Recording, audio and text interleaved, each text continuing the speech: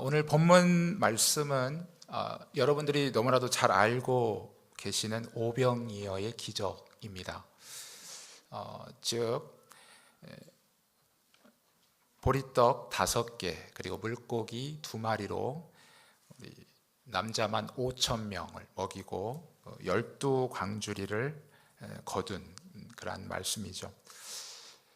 성경에 예수님께서 행하신 기적이 참 많이 있는데 이렇게 예수님이 행하신 기적이 마태복음, 마가복음, 누가복음, 요한복음 이 4복음서 안에 똑같이 기록된 것은 그리 많지 않습니다. 오늘 이 동일한 사건을 우리가 이 4복음서를 또 비교해서 보는 그러한 것도 굉장히 흥미롭습니다.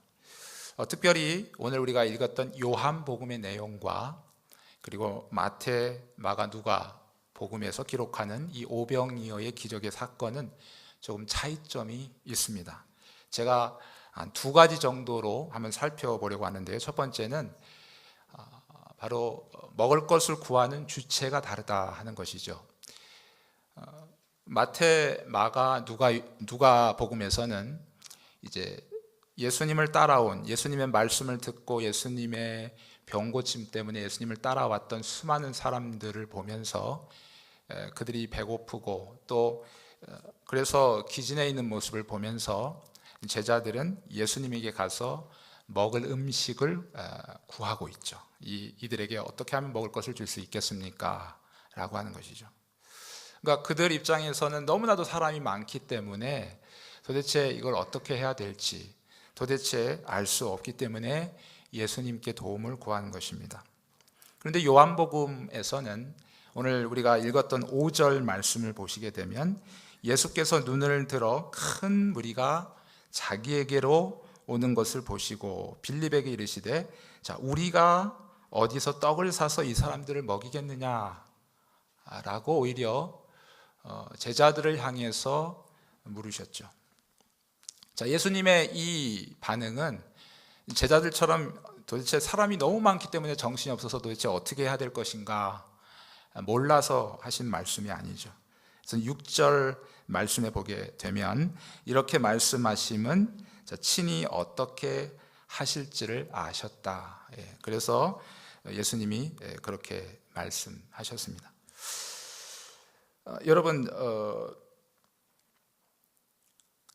이 아이가 예수님 앞에 이제 2번째 중요한 거, 제가 이제 2번째 다른 것이 있는데 그것은 뭐냐면 이 보리떡 5개와 물고기 2마리를 누가 제공했느냐 하는 것이죠. 그래서 마태, 마가, 누가 복음에서는 그것을 누가 제공했는지 밝혀주고 있지 않습니다. 그러나 요한복음 안에서는 바로 이 9절 말씀에 보게 되면 자, 한 아이가 바로 이 먹을 것을 제공하게 됐다 하는 것을 우리에게 가르쳐 주고 있습니다. 이것이 바로 차이점이죠. 오늘 특별히 그러면 이 아이가 어떻게 이 먹을 것을 가지고 있었을까요? 아마도 도시락을 싸가지고 오지 않았겠습니까? 그 당시에 예수님 많은 병자들을 고치고 그래서 많은 사람들에게 관심의 대상이었습니다. 그래서 예수님이 가는 곳마다 수많은 사람들이 따라다녔죠. 오늘 특별히 이 본문에서 오늘 이 사건 가운데서도 예수님이 하루 종일 예수님을 따라다녔던 사람들이 많이 있었습니다. 그래서 아마도 이 아이의 부모님은 아마 도시락을 싸주지 않았을까. 여러분, 이 아이만 그랬을까요? 아마 이 사건 중심에는 자, 오늘 본문에 보니까 5,000명, 남자만 5,000명이라는 사람이 있었다 그랬습니다. 그러니까 20세 이상의 남자만 합쳐서 5,000명이라는 것이죠. 그러면 나머지 여자들이라든지 아이들 이렇게까지 다 합치면 적게는 10,000명, 많게는 15,000에서 20,000명이 되는 사람들이 바로 이 순간 예수님 주변에 있었다 하는 것이죠. 한 아이가 이렇게 도시락을 싸울 생각을 했다면 다른 15,000에서 20,000명이 되는 사람들 중에서 과연 도시락을 싸 가겠다라고 생각하고 온 사람이 하나도 없을 수는 없겠죠. 자, 그들 중에 아마도 분명히 도시락을 싸 가지고 온 사람이 있었을 것입니다. 그럼에도 불구하고 오늘 본문에는 바로 이 한 아이가 제공한 이 보리떡 5개와 물고기 2마리만 소개되어지고 있습니다.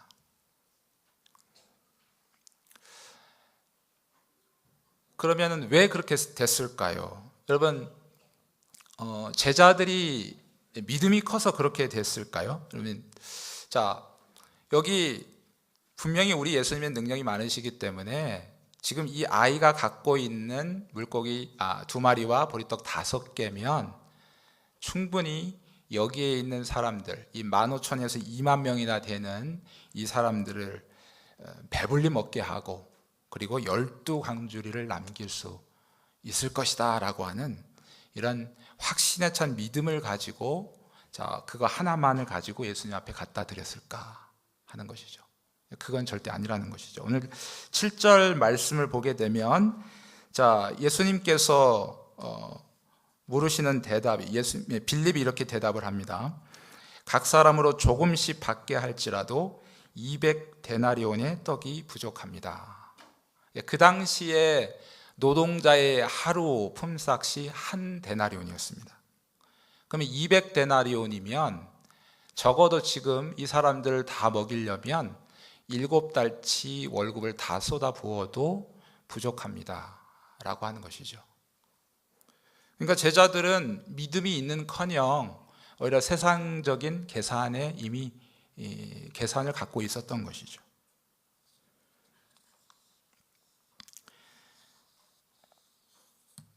예수님께서 제자들에게 말씀하셨습니다. 너희들이 먹을 것을 좀 구해와라.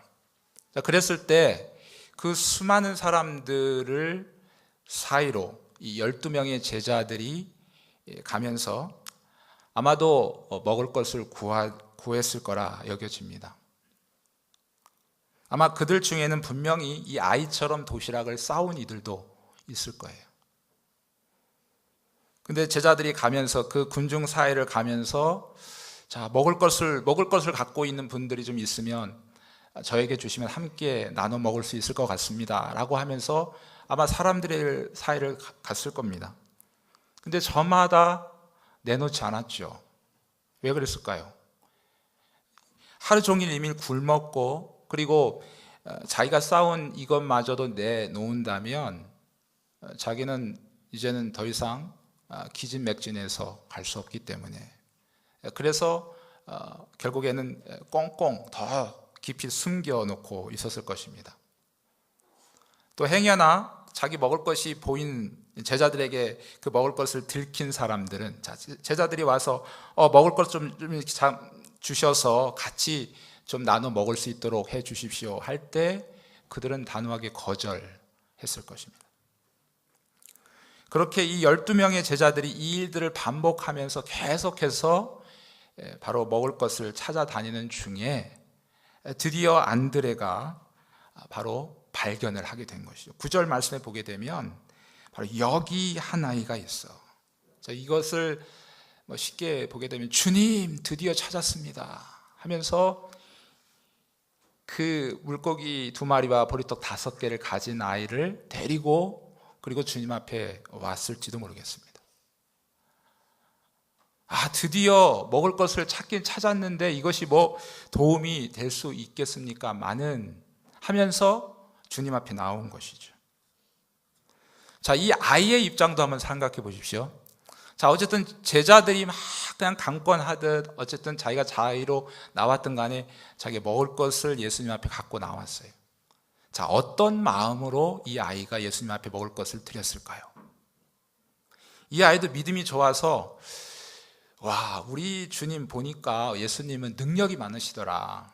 그러니까 내가 가진 이 물고기 2마리와 보리떡 5개로 충분히 여기에 있는 15,000에서 2만 명이 되는 사람들을 배불리 먹이고도 적어도 12광주리쯤은 남을 거야. 이런 어떤 확신에 찬 믿음을 가지고 예수님 앞에 자기의 먹을 것을 드렸을까요? 그렇지 않다는 것이죠. 자, 이 아이가 주님 앞에 먹을 것을 내놓은 것은 분명히 자기의 권리를 포기한 것이다 하는 것이죠. 이것은 분명히 자기 몫입니다. 자기 혼자 먹을 수 있는 양이에요. 기껏해야 친구와 나눠 먹을 수 있을 정도. 그런데 그것을 내어놓았다 하는 것은 자기가 이것을 먹고 그래도 몸을 회복해서 집에 가야 되는데, 먹을 수 있는 자기의 권리를 포기하겠다 하는 것이죠.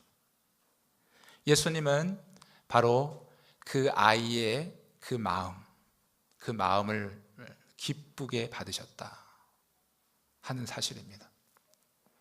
여러분, 하나님께서 우리 교회의 역사 가운데 위대한 일들, 정말 한 획을 가를 만큼 엄청난 일들을 많이 하실 때마다 바로 그 사이에는 바로 이 한 아이와 같은, 분명히 자기가 누릴 수 있는 권리가 있고 충분히 그것을 누려도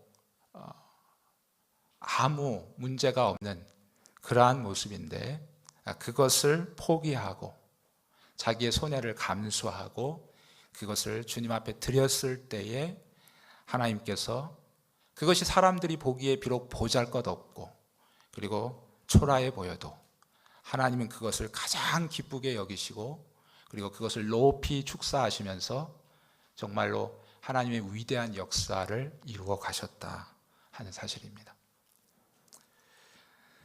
1886년에 대동강변에서 죽임을 당한 한 선교사가 있었습니다. 그의 이름은 토마스 선교사입니다. 그는 여느 선교사님들처럼 그가 누릴 수 있는 모든 권리를 포기하고 바로 조선 땅을 향하여 오기로 계획한 사람이었죠. 그는 그가 오랫동안 살았던 정든 고향 그리고 사랑하는 가족들을 뒤로하고 그리고 죽음을 무릅쓰고 바로 대서양을 건너서 조선에 온 사람이었습니다. 그는 원래 중국에 선교를 하려고 준비를 했던 사람이었어요. 그래서 중국에 와서 이제 선교를 준비하는데 이 중국과 그리고 조선을 오가는 이 장사를 하는 사람들을 통해서 조선의 소식을 듣게 된 겁니다. 그리고 거기에 대해서 관심을 갖게 되고 그리고 마침내는 조선 땅으로 가서 복음을 전해야 되겠다 하는 하나님으로부터의 사명을 또다시 받게 되는 것이죠. 그리고 그는 마침내 제너럴 셔머노 이 배를 타고 바로 1866년에 이 대동방변에 가게 됩니다. 근데 그는 거기서 그토록 자기가 가고 싶어 했던 그리고 그 조선 땅에서 복음을 전하고 싶어 했지만 결국 그는 한 발자국도 조선 땅에 내딛지 못하고 비참하게 거기서 죽임을 당하게 되었다는 사실이죠. 여러분, 이 소식을 들은 그 당시에 많은 사람들이 어떻게 생각했겠습니까? 이 토마스 선교사를 파송했던 선교회, 런던 선교회나 또는 그 당시에 많은 동료들이 토마스 선교사를 향해서 너무 무모하다, 너무 지혜롭게 행하지 않고 너무 무모하게 행한 것 아닌가, 이런 소리들이 있었죠. 그러니까 인간적으로 보게 될 때에 결국에는 어떻습니까? 그의 죽음이 아무 의미가 없어지는 것처럼 보여지게 됐다 하는 것이죠. 그러나 그는 자기가 누릴 수 있는 마땅한 권리를 포기하고 그리고 보잘것없지만 하나님께 드려진 그의 헌신 그리고 그의 순교, 그것이 하나님 앞에 아름답게 상달되어졌습니다. 그리고 그것을 하나님께서 기쁘게 받으시고 높이 들고 축사하셨습니다.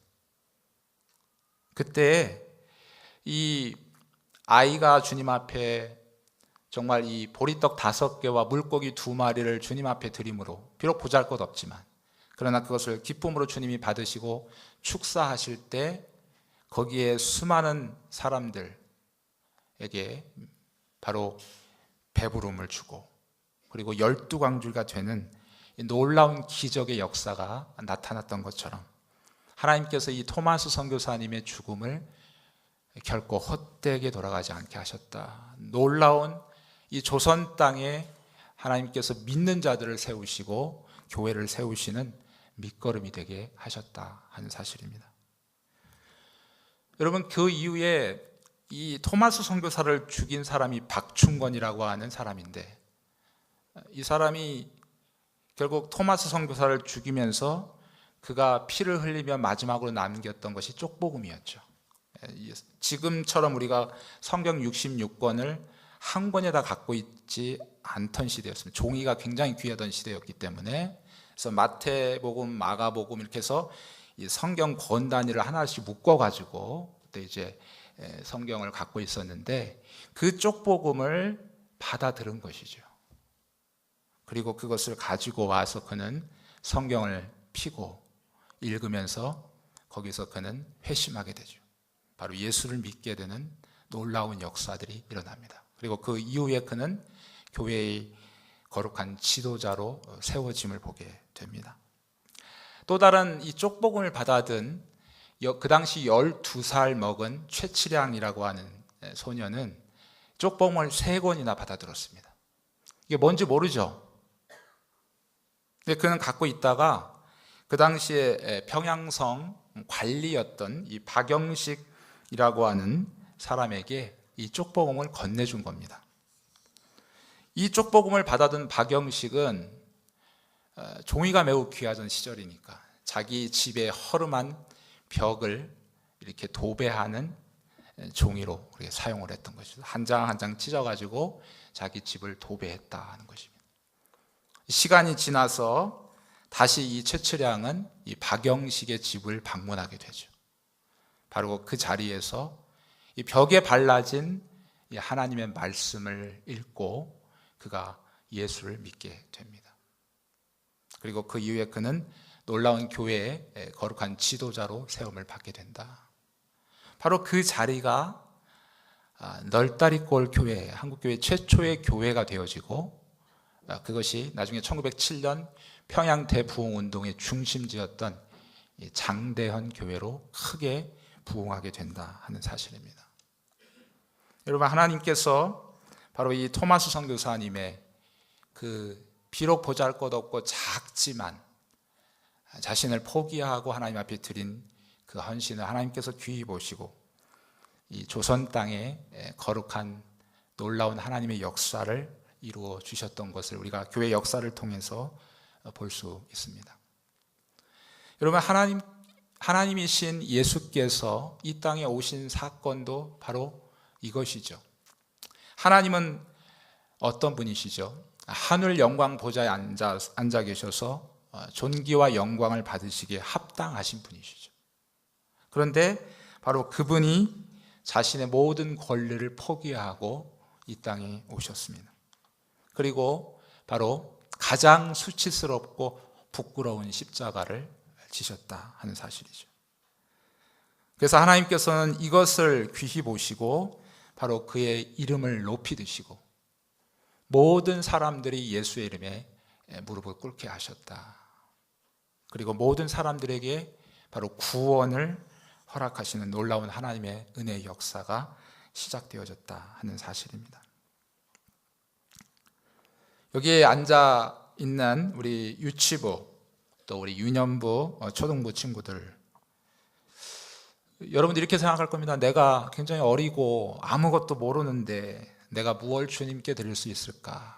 뭘 주님을 위해서 할 수 있을까? 여러분, 이렇게 생각하지 마시길 바라겠습니다.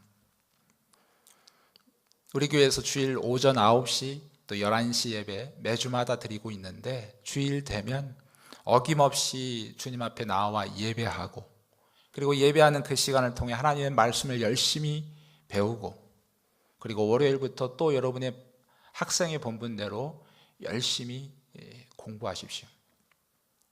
그것이 주님 앞에 드려지게 될 때 하나님께서 여러분들의 모든 놀라운, 여러분의 모든 그 드려짐을 통해서 하나님께서 귀히 사용하신다 하는 사실이죠. 여러분, 주일날 아침에 나와서 예배한다는 것이 결코 쉬운 건 아닙니다. 아이들 입장에서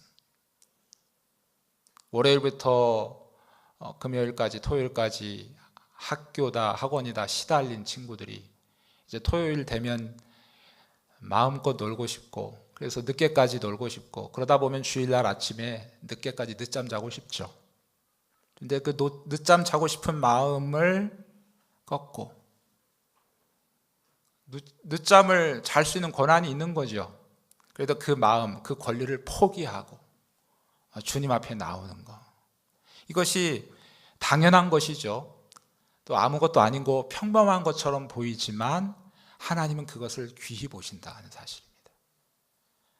여러분, 그것이 한 주 한 주 쌓이고, 그리고 1년 1년 쌓이고, 나와서도 여러분 그냥 아무 생각 없이 돌아가는 것이 아니라 예배를 드릴 때 하나님 말씀의 귀를 쫑긋하고, 또 공과 공부 시간에 말씀을 배우는데 열심을 다한다면 여러분, 그 여러분의 드려짐을 통해서 하나님이 그것을 귀히 보시고, 하나님께서 이제까지 우리 교회 2000년 역사 동안 위대한 일을 해 오셨는데, 바로 여러분들의 그 드려지는 헌심을 하나님께서 기쁘게 받으시고, 또 그 놀라운 역사의 맥을 이어갈 수 있는 거룩한 하나님의 일꾼으로 세워주실 줄 믿습니다. 여러분, 이 자리에 앉아 계신 분 중에 또 이렇게 생각하시는 분이 있지 않습니까? 나는 나이도 많고 힘도 없고 병도 들어서 아무것도 할 수 없는데 내가 뭘 주님을 위해서 할 수 있을까? 여러분, 그렇게 생각하시는 분들이 있다면 여러분, 여기에 앉아있는 유치부부터 시작해서 유년부, 초등부, 그리고 그들을 가리키는 우리 선생님들을 위해서 기도해 주셨으면 좋겠습니다. 여러분, 기도하려는 것 그 자체도 내가 마음껏 살고 싶은 그 권리를 포기해야만 가능하죠. 우리의 신앙을 가만히 두면 그냥 편안하게 살고 싶고 내 마음대로 내 정욕대로 살고 싶은 것이 우리의 모습입니다. 그러나 누군가를 위해서 기도하는 것, 그것은 내가 마땅히 써야 될 시간을 포기하고 내가 마땅히 써야 될 물질이나 모든 것들을 포기해야만 가능하다는 사실이죠. 여러분, 그것이 아무것도 아닌 것처럼 보여지지만, 그것이 인간적으로 보기에는 보잘것없는 것처럼 보여지지만, 그러나 하나님께서 그것을 귀히 보신다, 기쁘게 받으신다, 그리고 높이 주님이 손을 드시고 축사하신다는 사실이죠. 그럴 때 어떤 일이 벌어집니까? 우리 아이들이, 여러분들 통해서 기도했던 우리 선생님들이 정말 하나님께서 놀랍게 사용하시는 하나님의 거룩한 일꾼들로 세워지게 되어진다 하는 사실입니다.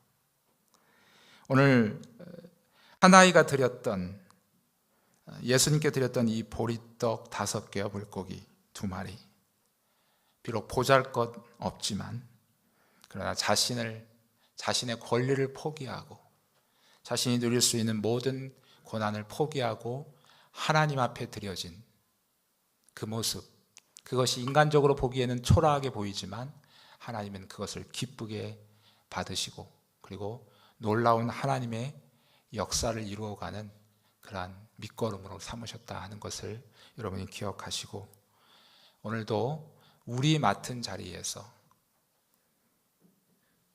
다른 사람들이 보기에는 초라해 보여도, 그러나 내가 무언가를 주님 앞에 드리려면 내가 무언가를 포기해야만 가능하다는 사실. 내가 주님 앞에 드릴 수 있는 것이 무엇인가? 이 자리에 앉아 계신 분 중에서는 한 사람도 예외 없이 주님 앞에 못 드릴 그러한 것이 없는 사람들은 없습니다.